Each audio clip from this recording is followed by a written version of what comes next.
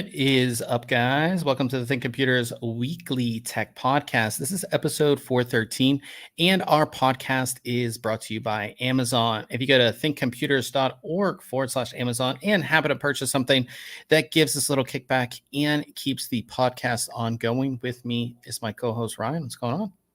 You are feeling much more patriotic than I am, or at least your outfit shows that. Yeah. I almost ran upstairs and grabbed a similar hat, but I just didn't want to be too much of a copycat. This is patriotism right here. That's right. I don't know. If we say that word, we might get demonetized. Oh, okay. Tomorrow's the 4th of July. Yeah, so tomorrow's the 4th of July. That's good old Independence Day. I don't really. That's the thing. Is like I feel like every year you would buy like a shirt for the 4th of July, just like a big American shirt, and I really don't have anything like that anymore. But this Quicksilver hat is American flag, so I decided to put it on. I remember you could always go to like Old Navy to get those shirts because they always had like 20 of them, or like Kohl's or something. They'd have like just a ton of them. So yeah, but tomorrow is 4th of July, so hopefully you're going to enjoy the day off, enjoy some fireworks, cookout. Typically, that's what a lot of people do. So, but yeah, so I decided to be a little, support and I guess, like you said, be patriotic. So, but we have a lot to talk about this week. Some really cool reviews. Ryan has a really interesting review. I have some and some other pretty interesting things to talk about, obviously, in the tech world going on. We do have a full show notes page that is live right now if you guys want to go ahead and check that out. That's going to have everything that we talk about in the podcast with links to all the articles, all the reviews. So again, if you're following along, during the podcast, you can click along with us. If you're listening or watching later, of course, you can reference this and get all the information if you want to learn more. So we have all that there for you guys. It's live on the website, like I said. So let's jump in. And I wish I had it.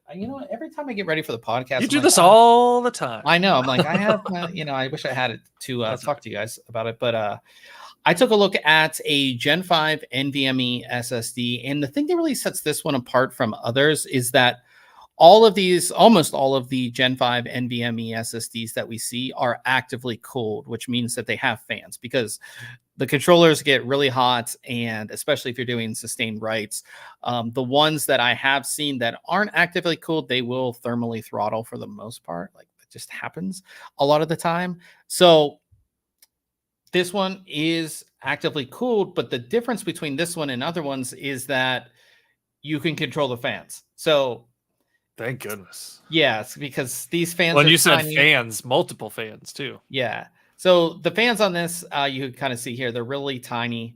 And you want to be able to control those or set a fan curve or, do those things. So this allows you to do that, which I'm a huge fan of. So the drive is the PNY Accelerate CS3150. And it's your standard M.2 2280 drive. It does have a built-in heatsink with these two fans, as you can see, very tiny.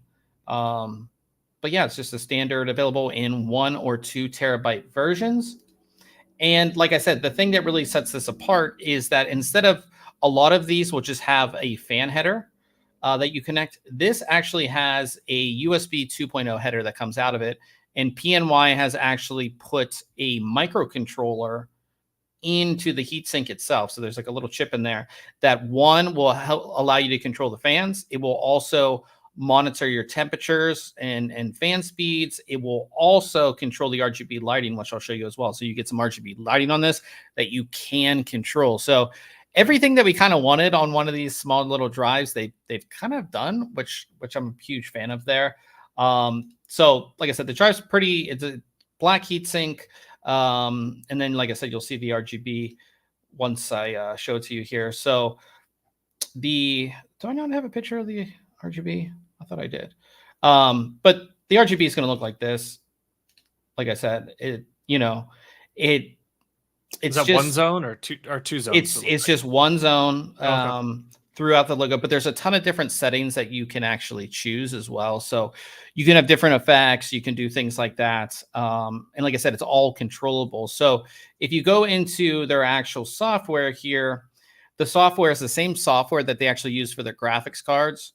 So it's not just like a piece of software that's thrown together. This is the software that they've been using for a long time. We see our drive here, and we can see our temperature and fan speed in real time with a real-time graph. And then for your fan speed, you can set it to full speed, which I would not recommend. And then there's an auto setting, but then you can just move these little things around. Like you can move them to set your own custom fan curve. So if you don't want the fans to really spin up until the drive gets really, really hot, you can do that. So it's not super loud all of the time, because any company that tells you that their fans on their M.2 SSD are quiet are you, because they're just tiny. There's no way to make them quiet. It's not possible. Yeah, unless they're off, they're not quiet. Yeah. So you can, like I said, you can change the fan speed there. And then with the RGB lighting, you can see we have a whole bunch of different effects. You can change the speed. You can change like the direction the effect goes. You can also change the brightness. But the RGB lighting itself, like I said, it looks nice. You know what I mean? The only thing is that, you know, when you this is going to probably sit above your graphics card, so there's not necessarily a ton of space there, so it might be a little bit harder to see. I know as this next generation of motherboards come out, we will have more Gen 5 slots, so this would be placed in different areas. But for most people, Z790 or the X670E, your Gen 5 slot is going to be the top slot on your motherboard. So but like I said, most people, you should be able to see it a little bit. But if you have a graphics card right above that slot, and one thing I did want to mention too is the placement of this cable that comes out. As you can see, the cable comes out and it literally goes right over your top PCI Express slot. You kind of have to bend it. So in this, you can see how I've kind of bent it here. I really wish they would have brought it out over here, or even the top, maybe, I don't know. But yeah, you kind of just have to bend it out of the way. So not the biggest fan of that placement, because again, in 90% of motherboards, the Gen 5 slot is going to be the top slot. So that's just a little miscue on their part, I would say. As far as speed goes, this is rated as 12.5 gigabytes a second read or 11.5. Hold on. I need to get my specs in line here. 11.5 gigabytes a second read and 8.5 gigabytes a second write. The 2 terabyte is slightly faster. So if you're going to go for this, I would say get the 2 terabyte. And it's Phison E26 base. That is like the first Gen 5 controller from Phison. And it does a really good job. And the fans do keep it cool. So you don't have to worry about any thermal throttling, because there's a lot of E26 base drives that will thermally throttle. They just will. So with this, you're not going to get that at all. Now, there are faster drives out there for sure. As we start to see the 14 and 15 gigabyte a second drives, but I think this one's really, really well done as far as the fan control, the RGB lighting, everything is very well done on this, where a lot of the newer drives that are coming out, they're just like the first one, and there's thermal throttling issues. There's not, there's no fan control. This has everything. And I actually really do like that, because as fast as your drive is, you're not going to necessarily notice the difference between 11.5 gigabytes a second and 14 gigabytes a second. Like unless you're moving like huge files. Yeah. Right? Like you might save some time. And I'd rather have a drive that actually the fans turn off. Yeah, you don't have to listen to and it. It's not loud all the time, or I can set my custom fan curve, and to actually have RGB lighting that I can control. So I really do like those features of this drive, and I would assume they're going to come out with a newer version here, towards the end of the year or into next year, that has even a faster, more optimized Gen 5 drive. So, and you can see it again. This is, the RGB lighting there. Looks good in that blue. Yeah. Like I said, that's what's nice about it is, I remember I reviewed I think it was the first M.2 SSD that had RGB lighting. You couldn't control it. It just did its thing. It's just, So this is nice that you can actually go ahead and control it. The 1 terabyte is $184.99. And like I said, I gave it a 9 out of 10. The only cons here is that the 2 terabyte version is faster. So get the 2 terabyte if you can. And like I said, that cable coming off at the bottom, you just have to bend it. And I just not the biggest fan of it. I wish the cable came off another way. That's the only thing. But yeah, I really like this drive. So definitely go ahead and check that review out for sure. Sweet. I'll move on to Ryan if you want to bring up your review. Yep.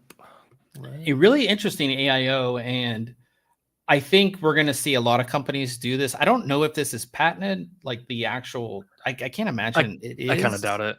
But I think we're going to see a lot of companies do this. I did see some other companies showing this type of design at Computex. So I think while this is the first one that we reviewed, I think we're going to see a lot like this. So go ahead, Ryan, and tell us the. Yeah, so I took a look at the Lian Li HydroShift LCD 360S.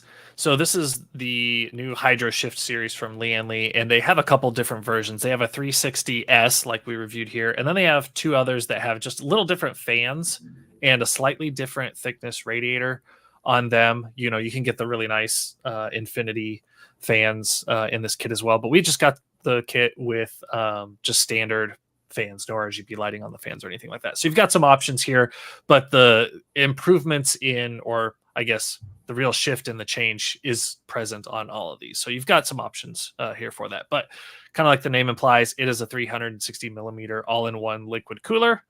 And as expected, it comes with all the, mounting hardware, things you need to install it on any current AMD or Intel socket, outside of extreme cases there. And then you get this little bracket cover here. I'm going to talk about this in a little bit, but it's just kind of one of those accessories you don't see in other all-in-one coolers, and it'll make more sense once we get looking at it a little closer. But we've got the AiO here, and I guess really we'll just start off with the biggest change here with this cooler, and that is that Lian Li has routed the tubes that come out of the radiator, instead of coming straight off of the end cap of a radiator like we see on 99% of all-in-ones.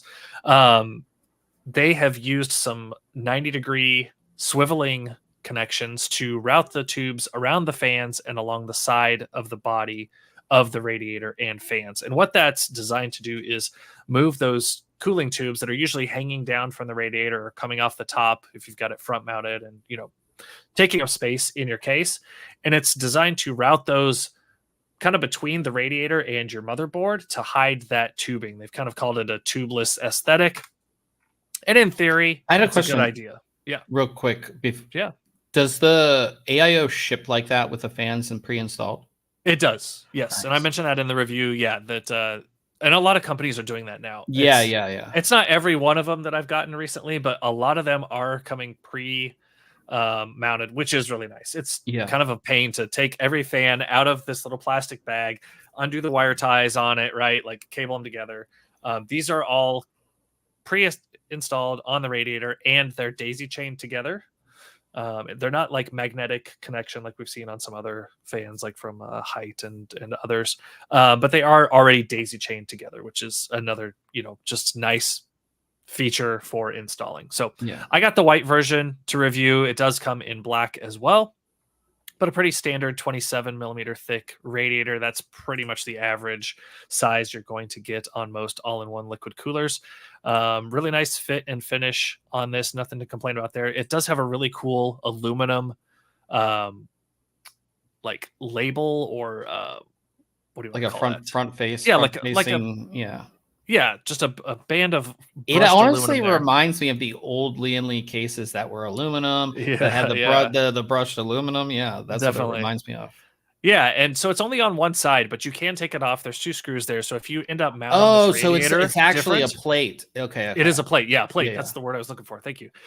So yeah, it can come off. You take these two screws off, and then there's screw holes on the other side, so you can mount it that way. So they didn't put it on both sides, kind of like a cost savings thing, but you're only going to see one side of the radiator anyway, so I think that's perfectly fine.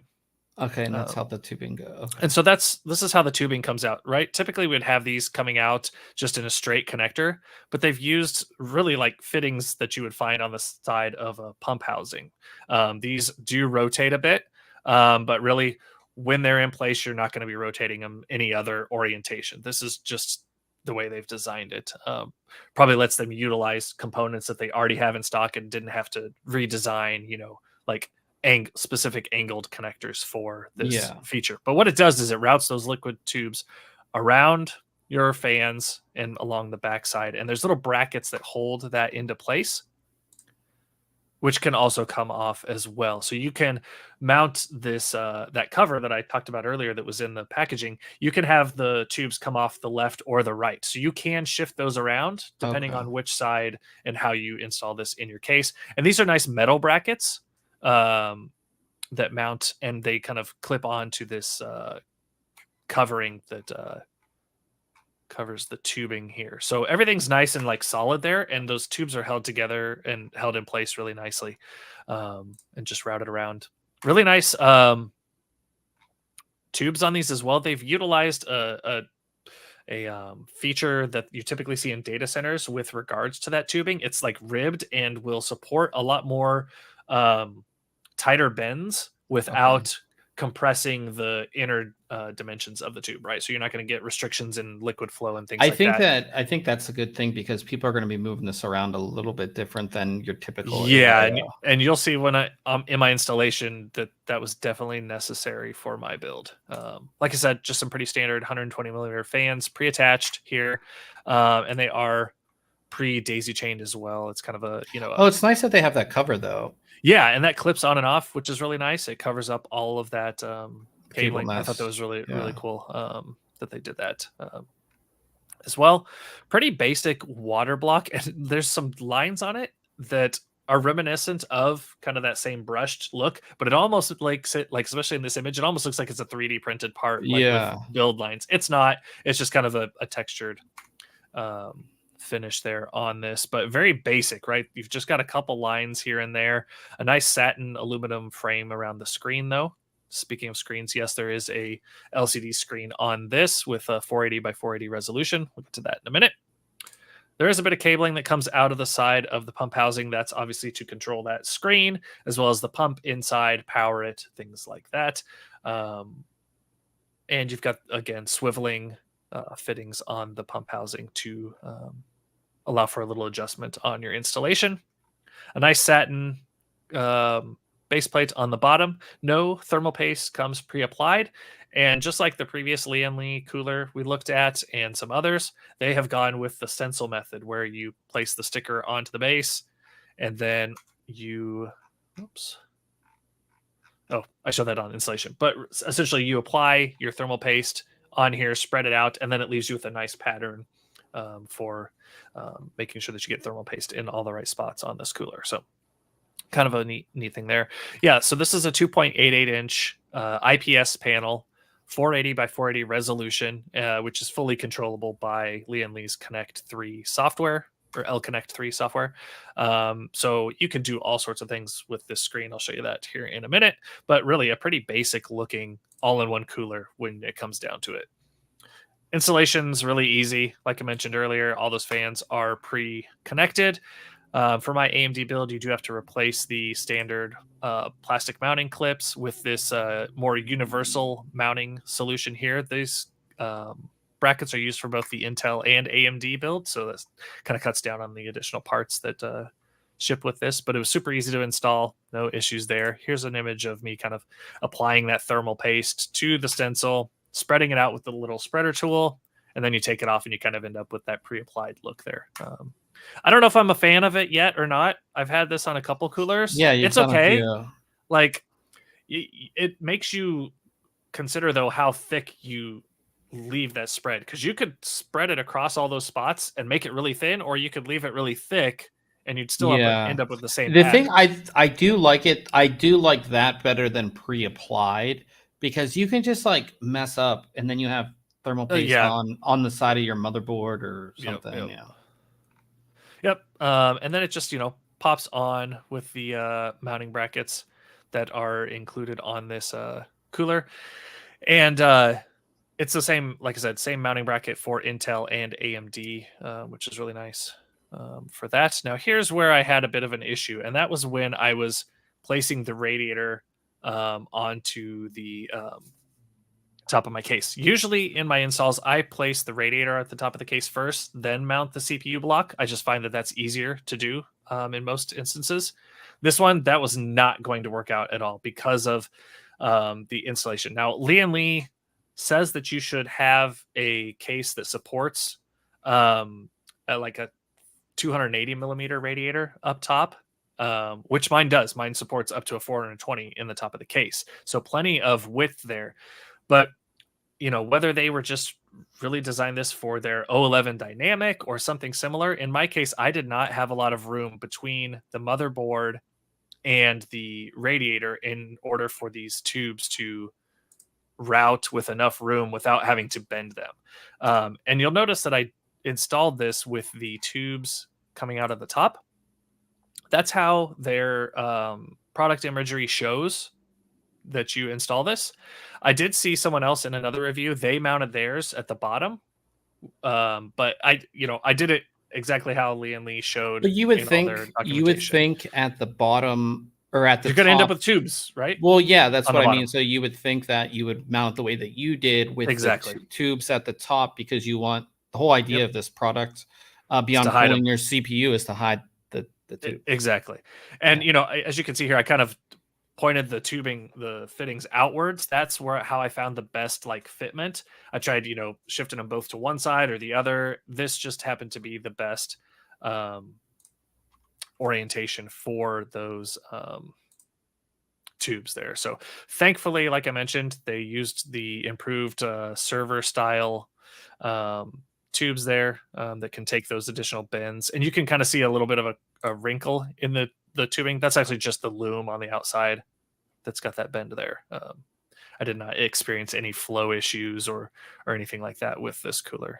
But yeah, just kind of I think there's some tweaks that could be made to this and still have it be very successful. You can't always, you know, certain cases are different sizes and things like that. And on top of that, certain motherboards, VRM cooling is going to be different sizes, and it's going to affect that. And you can't necessarily test every piece of hardware that's out there. Right. And I think, you know, this case with a little more height above the motherboard wouldn't have been a problem, right? Some cases just give a little extra room at the top compared to this fractal design case that I use in my reviews. But anyhow, awesome performance from this. Idle temperatures were very competitive with the rest of the field, kind of towards the middle there on idle temps, but nothing to scoff at, right?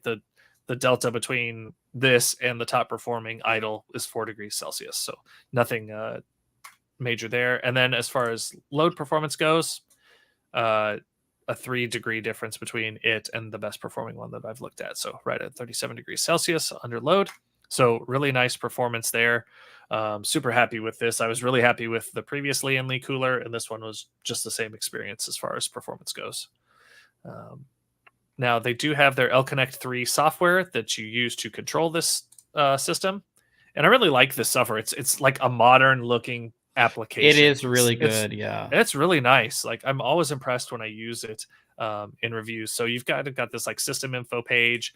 You can control your pump and fan profiles, just kind of like Bob was showing on that NVMe drive a minute ago, right? You can adjust like different fan profiles, whether you want it to be quiet or full or high, things like that, or custom fan profiles as well. And then, of course, we have the controls for the screen itself. There are a ton of built-in options. I was really surprised that there were so many animations and backgrounds and just like pre-built visuals that you could apply here. I'll show a couple of them in a second. But then you could also do things like setting like a meteor shower or like the rain looked really cool. So it would show this normal image here, and you can see I think I had the rain turned on, maybe not, maybe it hadn't updated, but it would show like little raindrops on the screen in front of your image. So it didn't like just change it to a rain picture. It affected the image behind it, which was pretty cool. So all sorts of animations. You can obviously put your own on there, customize text. show CPU temperatures and speeds, GPU temperatures and speeds, all of those kinds of things. Really cool, and impressed with this software every time I use it, like I said. And just a couple images here, right? You've got just some cool built-in pictures here, just really creative things that are similar but different from that what one's you really get. cool. Yeah, I love this one with the Nixon tubes or Nixie tube glowing stuff. I really like the look of that. So yeah, I gave this an 8 out of 10. Great performance, good price. I think right now it is priced at $174.54. Which is really nice, I think, for a 360 millimeter radiator with a nice screen, great performance, pre-wired fans. So yeah, my pros, right? The competitively priced LCD display. You've got the L-Connect 3 software support, pre-installed fans. The tubeless aesthetic, unfortunately, was a little wonky in my installation, so I kind of dinged this on that. There was no installation guide included in my packaging. There was also not a QR code on the box or anywhere in the packaging. So thankfully I've installed enough AiOs, right?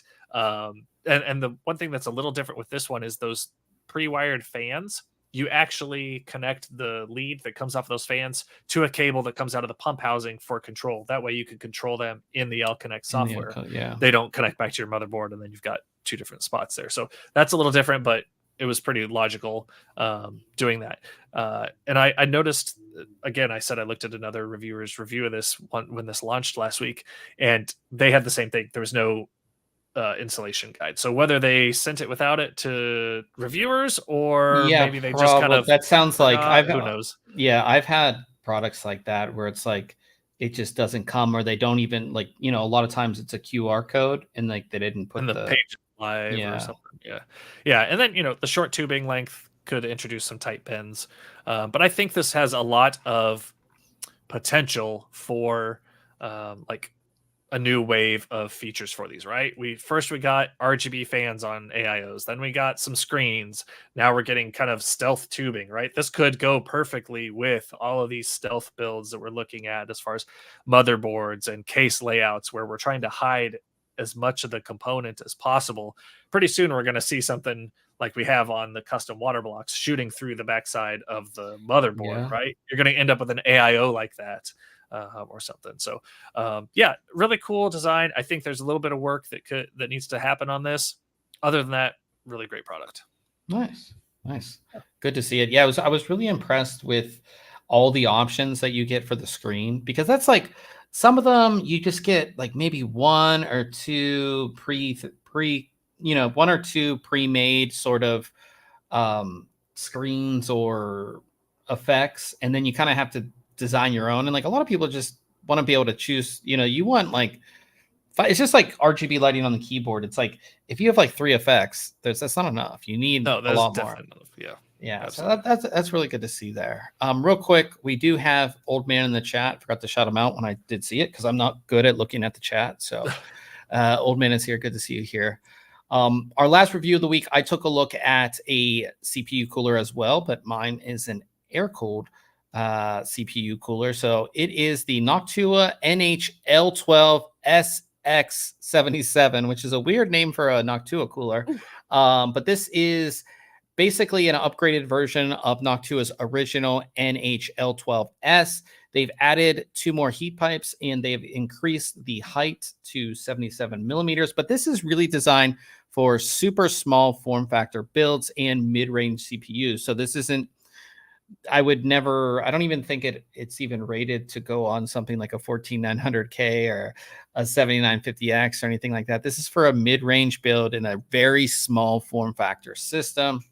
And the one thing that's really interesting about this cooler compared to others is that you actually mount the fan on the bottom. Again, that's because in small form factor builds, you're very limited on space, extremely limited on space. And with their upgrade to this cooler, this actually gives you 100% RAM clearance as well. RAM fits right under there, as you'll see when I get into installation and things like that. But yeah, very, very interesting. Now, one thing that is pretty cool about this too is if you did have a system where the RAM wasn't being interfered with, you can actually install a thicker fan on here up to 25 millimeters. I believe this is a 15 millimeter fan. So you could actually install a thicker fan if you wanted to. You can also move this fan to the top of the cooler if you wanted to as well. The top of the cooler is your heat sink here. You can see 1, 2, 3, 4. That's what I thought. 6 heat pipes going all the way through, as well as these holes. And these holes are for mounting, which I'll get into here. But yeah, that is the top of the heat sink here. You can see how all the heat pipes go through. Noctua fan in the Noctua color, which again, some people love, some people hate, but you have that there. Our 6 heat pipes here again, and then the base of the cooler, which again has a very nice finish on it. Nickel plated copper on everything, aluminum heat sink. And one thing that's really nice about this, especially when it comes to small form factor builds, the biggest problem with small form factor builds is you don't have a lot of space, especially really, really tiny cases. You don't have a ton of space to move around. And I was kind of worried. I wasn't worried for me, but for other people, that you would have to remove this fan to do your installation. But because of the way that it's designed, you actually put your screwdriver down through the hole in the heatsink and through the fan to mount this. So it's actually really easy. This uses Noctua Secure Firm 2 mounting system, which is one of the best and one of the easiest, really easy instructions to follow. You essentially, you put your back plate together depending on what socket you have. You put that through the back of your motherboard. You attach spacers, which I have right here. And again, depending on your socket, they have different spacers. You put the mounting brackets on there. And then again, you mount this onto your CPU. And you can see that it sits right above our memory. So it does cover your memory slots. This is really designed for mini ITX. On our system, it does cover almost, I would say, 3 slots, but on most mini ITX, you would just have 2 slots here. So they would be completely covered. So it is a downside if you did have RGB memory. You know, I mean, even in this shot, I mean, you can't see our memory in that shot there. But like I said, it does. And as you can see, it sits right over our memory there. And like I said, this isn't necessarily for high-end CPUs. So just keep that in mind when you look at our results here. You can see that like the one stick here, you can see, and then the other one's under it. So again, just something to keep in mind. Now, when it comes to performance in our test group, and keep in mind that our test group is typically super high-end coolers. Noctua NH-D15s in here. You know, the Cooler Master Air MA824 Stealth, which is one of the best. Deep Cool Assassin, you know, 4s in here. So our results aren't necessarily great as far as temperature goes. I think as more load was put on the CPU, it actually ended up doing better. You know, as far as performance goes, like in our highest load test, it actually beat out some other coolers that are a lot bigger. Like the Be Quiet Dark Rock TF2, the Deep Cool AK400 Digital, the Deep Cool AK400, that Amazon Basic CPU cooler that we reviewed. So it does beat out some more traditional coolers because, again, this is a top-down cooler. One thing I didn't mention is that the fan is actually pushing air up. It's not pushing air down. It's pushing air up to ventilate that heat sink. So again, very much designed for small form factor builds, I would say. It's not necessarily that loud either. And I think it's going to do a good job. If you have a mid-range, a performance to mid-range CPU, whether that's Core i3 to Core i5, maybe even a Core i7, you'd be okay with this. And then, you know, the Ryzen side, same thing. I would not run anything above, even in Core i7, but anything above a 7 series, you know, I wouldn't run on this cooler. It's not designed for that. But if you are looking for an air cooler that's going to fit in a very, very small form factor case, this is going to be it. And one thing I really like about Noctua is that if you go on their website, you go to the product page, you can actually search for the case and it will let you know if it's supported. So a lot of companies just be like, oh yeah, our max height is set like in this cooler, it's 77 millimeters, so it should fit in your case. But then there's like, you get the case, and then it something doesn't fit or something doesn't line up. Yeah. They actually have tested so many cases, and you can look by manufacturer to see if this will fit. So this is going to fit in something like a Fractal Design Terra, which is incredibly small, and a lot of other really small, really niche cases that they've tested as well. Like I said, you can just go on their website and see it all. But the only issue I have with this is its price. It's $74.90, which seems to be up there. Yeah, it is quite expensive. But again, I guess if you're looking at low profile and really good performance low profile, there's not a ton of options. I was looking at some other ones, like there's a couple Thermalright ones, and I can't tell you what they do performance wise, but they are much cheaper in like the $30 to $40 range. So $75 for this does seem a little bit high to me. So I gave it an 8 out of 10. I think if it was around the $50 range, 50 to 60, I'd be okay with it. But 75 just seems a bit high for this type of air cooler.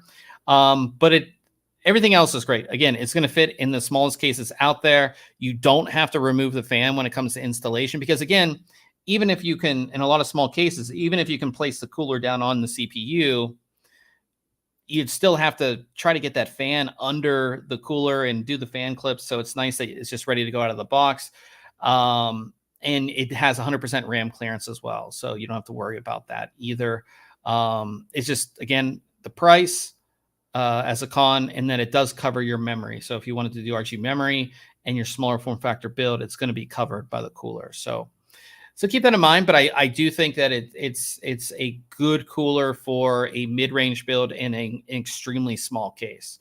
And there's not many coolers that have good performance that you can fit in a really tiny case, like the Fractal Design Terra. So this reminds me, I have a Silverstone NT06 Pro that looks identical to this that I had bought years back for a smaller form factor build, and I loved it. But it's not designed for like super high performance, right? It's designed you're not in a smaller build.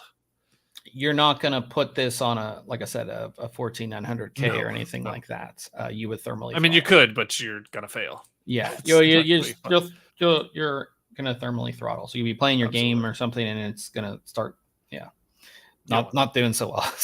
So that is our reviews for this week. So definitely go ahead and check those out. Moving on to Case Mod Friday. That's where we, of course, feature a builder mod that's been done in the community. And this build is done inside the same case that Ryan has. And I'm just that's exactly what mine looks like. I'm just wondering why Ryan's build doesn't look like this. So this is called Carbon Con, and it's by Fen Systems. And they've wrapped the case in carbon. So it's kind of hard to see, but there's like carbon on the accents here on the sides. And they also used glass tubing instead of PET. So they've really, like, everything just kind of shines through in the tubing. And they like the red fan blades. This thing there's the carbon on the front too. You can see it there, yep. Yeah, it's, I mean, it makes me jealous. I'm like, oh, so that's what this could look like. Yeah, and that's what it looks like sitting on the desk here. I mean, it does look nice. It is very nice. I think what helps their build a lot is, well, other than it being really badass, is they've got a plate that they put behind. You can see it in the previous image. Yeah, so like right above their power cables, the 24 pin, there's like a black, it's black right here and below, like right next to that reservoir, there's that hole there. On mine, like you can see right through because it's glass. I forgot about that. Right? Yeah. So they've kind of closed that up, and I think it looks cleaner. It looks a lot cleaner. Yeah, like this. And on the backside of theirs, they did a custom like red piece that looked really nice as well. Oh, that, yeah, that looks really cool. So they put a custom piece there. That'd be awesome if that Carbon Con glowed like a white. It might. Nice. I'm not sure. These are only pictures that I was able to get of this build. So it definitely a really nice build. That's a jealous big for build. sure. That has to be It's heavy. huge. Mine's heavy. That's got to be heavier Yeah. with all that extra plexi in there. Yeah. And I It's like really that cool. little. Yeah, right Yeah, here. just yep, exactly. Love that. Yeah. Yeah. It keeps the continuity of the lines here, and then it just so you can get up to the top radiator there. And then it does have the I call this a mid plate. Is that what we call this? I guess right here. That it's a reservoir as well. Sure. Yeah, mid plate. But yeah, and the fans are like that, just blood red. Really cool. So yeah, so shout out to Fen Systems for this one. I really like it. Man, it's just so clean. Sometimes you just wish you had. The white is like a bright white also in the lighting that they had. It's not like it doesn't have that blue tint that you sometimes get on cheaper LEDs, right? Obviously, they've got really good lighting and good photography with this as well. Yeah. But I think the LEDs, it's just pure white. Looks amazing. Yeah, this is just looks awesome. So yeah, definitely check that out as well. As I always say, we do have a full section of Case Mod Friday builds. If you just want to get some inspiration or you want to see what's possible with PC parts, definitely check out our Case Mod Friday section on the website. We'll move on to news, and we have some pretty interesting stories. And this first one has a lot to do with AI and has a lot to do with clusters of GPUs. But I wanted to talk to you about it, Ryan, about how this could possibly eventually maybe move its way down to the consumer front, and maybe we would see stuff like this on the consumer front. So this company called Panesia, they have created this CXL technology that basically allows for GPUs to leverage PCI Express connected memory and SSDs to increase the VRAM capacity. So that's kind of what it would look like, where you would have we kind of have what this is. This is your GPU right here, and you'd have this CXL root complex, and then you would have this other card that's connected via PCI Express that would have like DRAM or SSD slots on it with that CXL controller to add more VRAM. And while this application isn't consumer facing, this would be, again, high-end AI data center workstation stuff. Could we see this CXL technology be built into your motherboard and future consumer facing graphics card, where it's like, okay, you have a Gen 5 NVMe SSD, could you partition 8 gigs to add to your VRAM or something like that? Or like your memory, say like in 5 years, you have 128 gigabytes of memory. Could we because this is used, like that's used now in other applications where Sure. SSDs will take part from your VRAM and stuff like this. Do you think this type of technology could be used in the future? So somebody's like playing a game and they're not getting the FPS they want, they just be like, oh, enable CXL, and now Yeah. I have extra VRAM for my game. Yeah, I think obviously this implementation, like you said, is for like server, professional level pieces, because nobody's going to want to have to add in another board, to connect here. Yeah. So I think where this could work is you either have a motherboard that supports it, right? And so you are using, like you said, kind of partition or dedicate like 2 channels of memory or one channel of memory to your GPU to have that available for that use, or they figure out a way to like add in memory sticks to your GPU to just increase that amount of memory available. That Yeah. wouldn't necessarily be like as on the fly as the motherboard solution would be. And then like the SSD piece, I don't know. I'm trying to think of. I don't feel like that's fast enough. Yeah, I don't Right, think it's not that's as fast as awesome. memory, right? But if you could do something where you load games onto that, and now that game can be even closer, and to your GPU, or if you load like certain portions of the game that only really need to run through the GPU, and the CPU doesn't care about it, right? I don't know if that's possible or whatever, but yeah, I think this definitely has some potential for consumer-based Yeah, products. I think the implementation that you were saying is like we would see this a CXL controller built into it. It might only if this technology would ever be adopted, like your high end boards would get the CXL controller because that's going to cost more money. Sure. And then the GPUs, maybe the top end, like the 90 series from NVIDIA. Oh, this has the CXL on it, so you can add more memory. And we've had this app that's built in that it's built into NVIDIA. The NVIDIA overlay, you just hit F5 or to just add it, and you can have pre-selected in the software. That's how I see it working. But I think it's pretty interesting to see if that would become a thing. And they do say that like they have like they show performance, up to 3.23 times faster, and things like that. So like I said, it's interesting. We'll see if it ever comes to the consumer, but like that this is possible.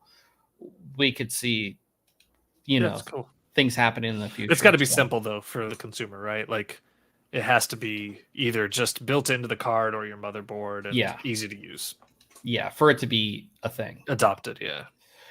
Moving on, Intel Arc Battlemage. So we haven't talked about this all that much. A lot of people are thinking that, Battlemage will be this is the next generation of Intel's graphics cards. And a lot of people have been thinking that it's going to kind of be the same kind of mid-range, but this new BMG G31 GPU leaked. That's going to have 32 Xe2 cores, and it leaked on Intel's InDesign Tools portal. Oops. They gave us some information on it. Larger footprint than the previous, and again, it could mean that we could see our higher end Intel graphics. So the Arc A770 was sort of entry level, maybe I wouldn't even necessarily call it mid range. So we could see higher performance segment from Intel. I couldn't imagine yet that they would go after the 90 series from NVIDIA, but getting something that's in the 70 or 80, RTX 4080, 4080 Super category, not necessarily jump into the 4090, because even AMD doesn't necessarily compete with a 4090. Like I said, from the beginning of Intel Arc, more competition is good. And I think I always thought that Intel would roll out slow, and I always thought that they would roll out where they would do more volume, not super high end. So we'll see what happens for this next generation.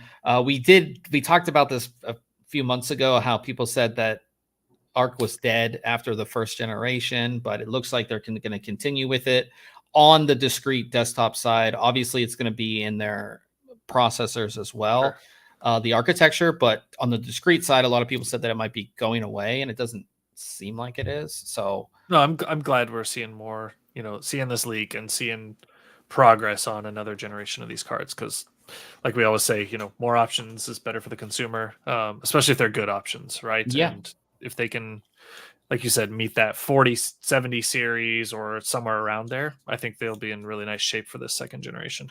Yeah, for sure. So good to see that. The Ryzen 7 9700X, it was kind of interesting when they announced it, and the big thing was that AMD had said that the Ryzen 7 9700X would not be more powerful than the Ryzen 7 7800X3D, which in gaming. But it looks like they might actually increase the power to it. So because it was set to be a 65-watt chip, and they may increase it to 120 watts. to give it more power so it beats it, so they don't look necessarily that bad. That's a big bump in power. Yeah, almost double. Or it is Like, double. Or no, it's almost. not double. Almost double. So yeah, I just it feels weird.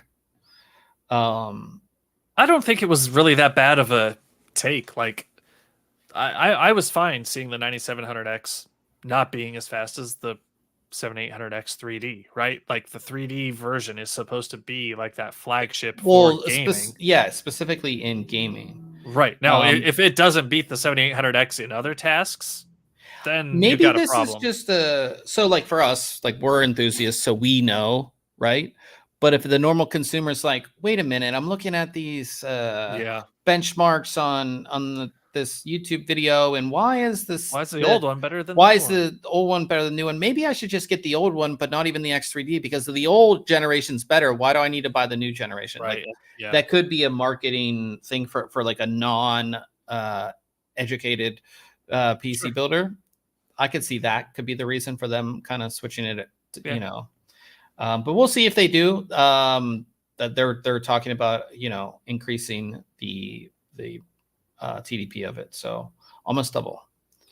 So we'll see if that actually happens. Now this, Ryan, is a X3D part in a laptop, and this is a laptop because Ryan loves big, thick, 10-pound laptops. He likes these really big. He showed up one year. He showed up at CES one year with this big old thick laptop, and in between writing articles, he was playing Fortnite on it. So this is a really badass laptop. So this is the MSI Titan 18. So 18-inch laptop. Features a Ryzen 9 7945H X3D. Just pump for this. And not a lot of people are using the mobile X3D parts, but they are available.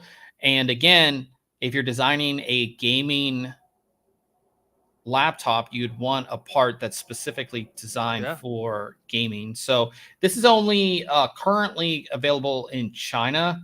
But that chip, if you're not familiar, the Ryzen 9 7945H X3D, 16 core, 32 thread, boosts up to 5.4 gigahertz.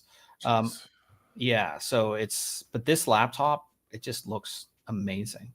It is pretty sweet. And it's not like compared to Ryan's brick. It looks like it's probably about the same thickness. Yeah, it is. It's decently thick. And again, you can't necessarily, like, this is 18 inches, so that's big. Yeah. But it's going to USB 3.2 Gen 2 Type-C ports.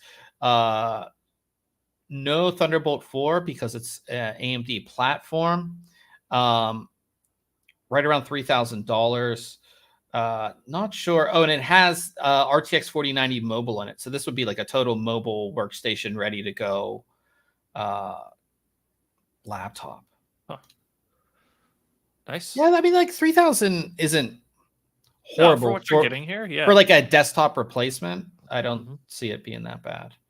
So yeah, pretty cool. But man, I always thought, like, I used to have a 17-inch laptop, and that thing was just like you really couldn't take it with you places, and you had to get like a like if you wanted to actually take it somewhere, you had to get a backpack that actually supported a 17-inch laptop, and those were like few and far between. And now we have 18-inch laptops that, again, it's just like this big thing you're carrying with you.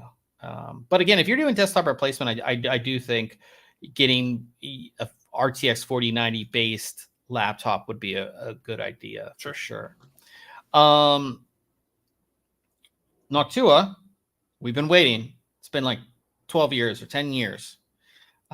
We always say, and we talked about this last week about CPU coolers and high-end CPU coolers. And since the day it came out, the Noctua NH-D15 was the go-to air cooler for high performance. And it has had some competition, and we talked about it last week. But we have always been saying, when's the next one coming out? I mean, like I said, that cooler has been out for over 10 years. Yeah. They announced it. The Noctua NH-D15 G2 has been announced, and it's $150. Hey. So it's about $25 or $30 cheaper than your 360 millimeter AiO that you just reviewed. And it's big, obviously, just like the original. It has the new NF-A15 fans. They're the they're the A14, so they're 140 millimeter fans. They're the NF-A14 X25 RG2 round frame fans, so you can see they're round here. Obviously, just like Noctua colors, you get that Noctua color. How many heat pipes we got? 1, 2, 3, 4, 5, 6, 7, 8 heat pipes. Jeez. Dual tower, dual fan. It has to be the best. Like they're sending us one, so we'll have the review coming up. But this has to be the top. It can't do it like it. It has to beat everything that's out there. Yeah. So what's the reason? Okay, why don't they bring the fins down a little bit? Right, those fans hang a good memory inch. Clearance. But you got a fan there. I think you can move the fan up. So you'd have to move the fan up if memory clearance is the reasoning. Hold on. Yeah, they show it moved up there on the because the fan frame. Like just because they were the original too. That this front tower will go over some memory slots. Yep. So so if your fan frame is taller than those heat pipes, why not just add a couple more fins there and get a little more surface area? Well, because I assume that these are at their max height, or could be. I mean, your fan frame's above the fins. I don't know. I'm just. Let's see here. And there's a bunch of different versions too. Let's just see if we go. Okay. Well, the product page is there. Still loading. Okay. So specs. Oh, they don't have. They used to put the dimensions like in the picture. So in the picture, yeah. So the height with the fan, 168 millimeters. So that's pretty high already. Yep. So you need a case that has that much. Yeah. And again, a lot of cases will only do 160.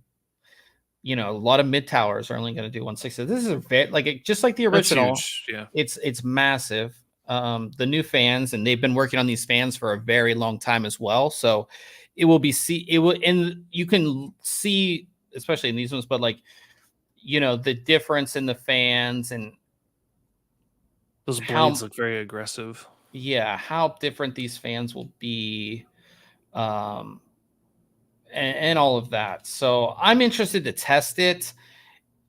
Like, how do you feel about 100? They did increase the price too, because I think the original NH-D15 was like 100 or 89, and I think it's like 130 now on Amazon or something like that. So, we have seen a decent increase in high-end air coolers being expensive. A lot of like the Cooler Master, I think, is 100 or 120, I think. So how do you feel about 150? Are they making a statement? That seems high, but I think part of it's a statement to say, okay, here's our newest one, and we're not going to price it at or below the competition. We're going to put this above. I haven't seen any. I don't know if there's any reviews out there. Like I said, they just announced it, right? They just announced it, but I didn't know if there was any launch reviews. We obviously didn't do one, and I don't have it here either yet, so it hasn't come in. But if they're making a statement and they're like, yeah, this beats everything. Yeah, if it beats everything, then maybe the price is valid, right? Yeah. It's justified. Yeah, we'll see. I'm pumped for it because I've been waiting for this. Like, I'm the air cooler guy. Like, I'm kind of excited for this cooler because it has been the best cooler or one of the best coolers for years, and we've tested so many other coolers, and this has always beat it. And the fact that all these other coolers come out with maybe this new tech or this new fin design and everything like that, and the good old NH-D15 was always at the top no matter what 10 years later. So to have this come out now and it be priced, you know, at least $20 above the competition, like I said, maybe they're making a statement, but I'm really excited to test it. So we will be getting this in, like I said, and I'll get that review out to you guys. So big ass CPU coolers, man. I'm a fan. So we'll see. Yeah, I'm excited for that. So the last little piece of news for the week. So when new tech comes out, one of the biggest things that we've seen happen over the past, seems like a long time, is everybody buys it. There's none available, and we have scalpers. We saw it obviously with graphics cards when the chip shortage happened, but it does happen a lot, especially when it comes to consoles. But Nintendo has said that the Switch 2 will be made widely available. It won't be scalped. So I still everybody says that. Yeah, I still think that you will. There could be some problems getting it initially. Yeah, I mean, and especially depending on like once those specs are finalized, like if it's such an improvement over the previous generation and the price isn't crazy, you could see like, you know, either people that have been holding off or they're just ready for that next version, and you could see really high demand. I mean, everybody always says, "Oh, we're ready. We know what, you know, we've run the math," but sometimes the math just doesn't. And there are like hardcore scalpers that are like, okay, I'm going to Best Buy, I'm buying every one in the store. Although recently with that, they have made, they have like, oh, you can only buy 2, or so we'll see. I know a lot of people are excited for it. It has been a while, so yeah. That is the news for the week, guys. Coming up next week, I'm taking a look at a case that we saw at CES. I'm finally excited to do a build in it. This is the Thermaltake, the Tower 300. Of course, the big change is they added those 2 side panels that give it a more octagonal shape, I guess. Is that 8 sides? I don't know. But it gives it it does, because 3 and 3 and then 2 on the side. So that's 8. And they sent over an AiO as well. I don't know if it's this one. I haven't, but they sent us over the AiO. They sent us over extra fans. So we're going to have a build that's going to look a lot like this. I don't have a screen. They didn't send the screen. Dang it.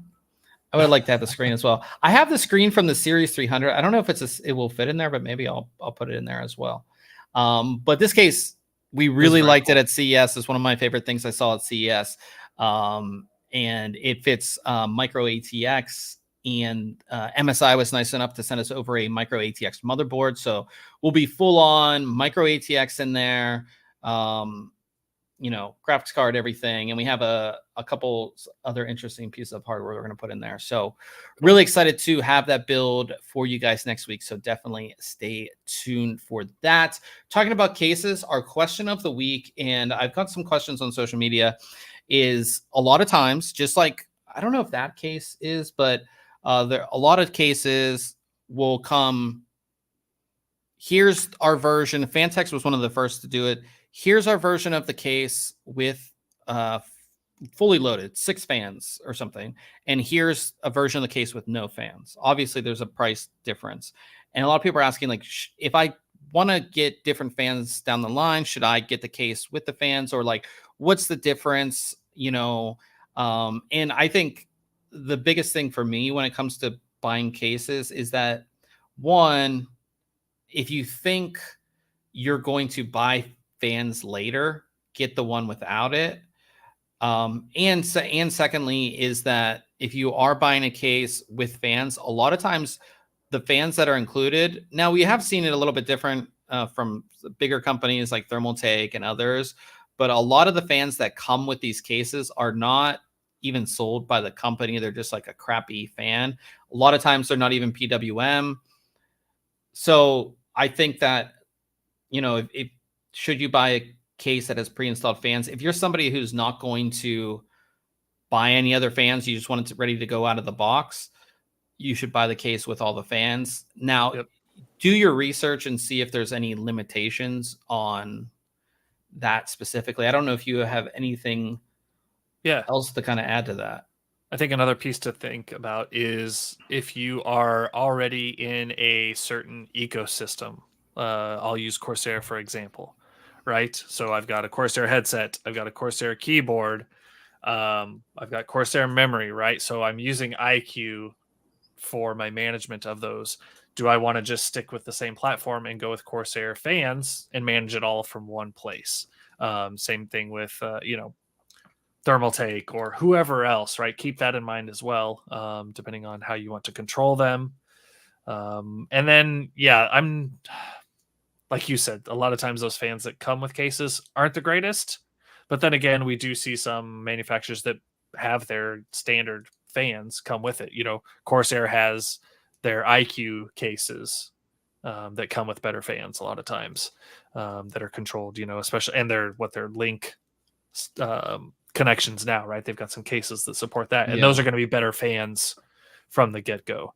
And that's something you can always upgrade as well. Use the standard ones to start off with, and then once if you're settling into a platform or something, whether it's Corsair or whoever, then upgrade in the future. And I think too, you also have to realize too, is that if you do buy, it depends on the case manufacturer, but if you do buy a case that has, say, like I said, 6 fans or something crazy, 3 in the front, 3 in the top, maybe 1 in the back, maybe 7 fans, a lot of times when it comes to the better manufacturers, all those fans will be pre-wired. The RGB will be pre-wired, especially if it's like a Corsair case. The RGB is pre-wired into their IQ Link controller too, so you really don't have to do much. So that's definitely something. But you also have to remember too, is if you're buying fan down the line from a different manufacturer, it might not be compatible, especially when it comes to like Corsair. Corsair is a proprietary cable compared to other RGB fans. So it's just something to consider. And then airflow versus air pressure, right? Fans, right? Making sure that if you do upgrade or decide to buy your own fans from the start, like make sure you get the fan that's designed for the duty you're putting it in, right? You want to make sure if you're putting something through a radiator, you want to make sure you've got enough air pressure to make it through those fins. Whereas if it's just a case that needs airflow, get yourself some airflow fans. So yeah, I think we pretty much have that covered. Anything other? I did want to say too, I got this really cool keyboard. It's like very like crystal clear. It's very clear. Like, oh wait, hold on, let me turn it this way so I don't know. Is that one in for review? Yeah. So the back is all clear.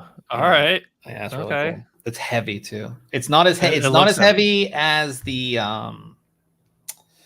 CyberPower one, but it's heavy and it feels good.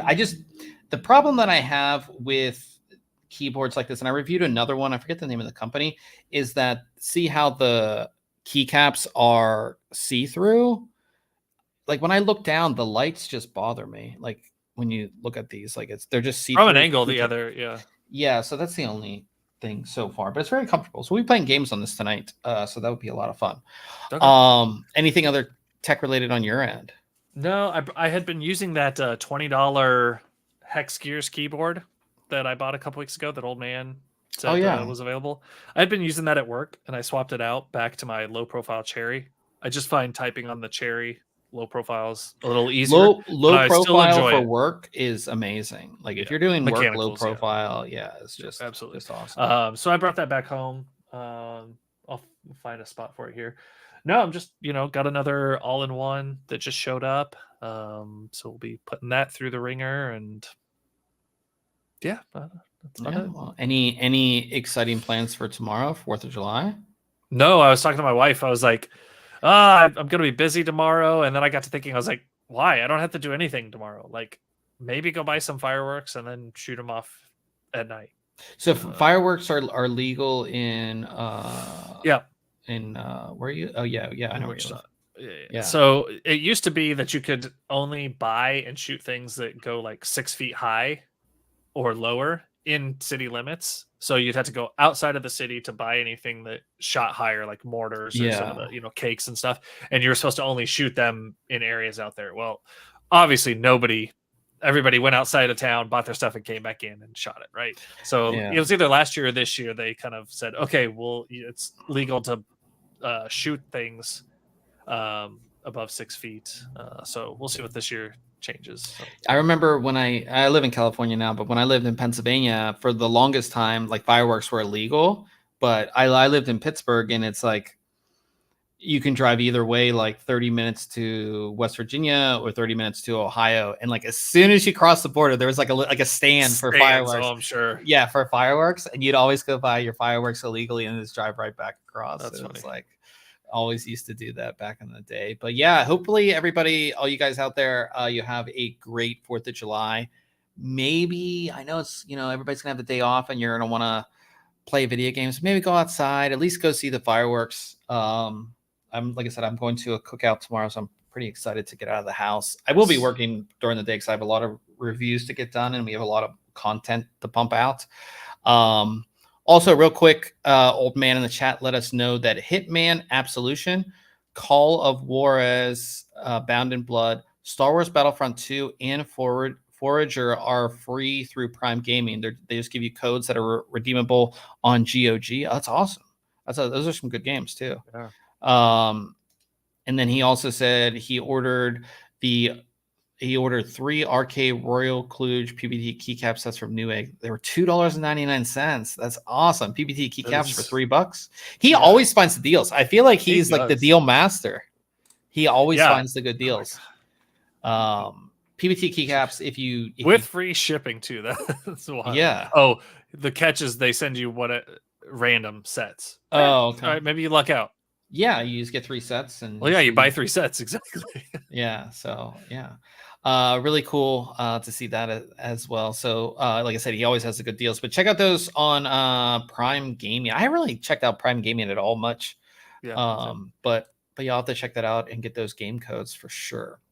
So we are going to game tonight, and we'll have a special guest in the stream tonight. So we will. Yeah. So there's 4 players. So we're getting a special guest in the stream. I talked to him earlier tonight, so he's going to come on and play with us. Boy. No, it's not. It's probably not who you think it is. Okay. So yeah, we'll be over on Twitch. So this stream's going to end, and head on over to Twitch. Ryan runs the gaming stream, twitch.tv/ThinkComputers. Thanks everybody for coming out. And of course, everybody who listens later, and we will see you next week.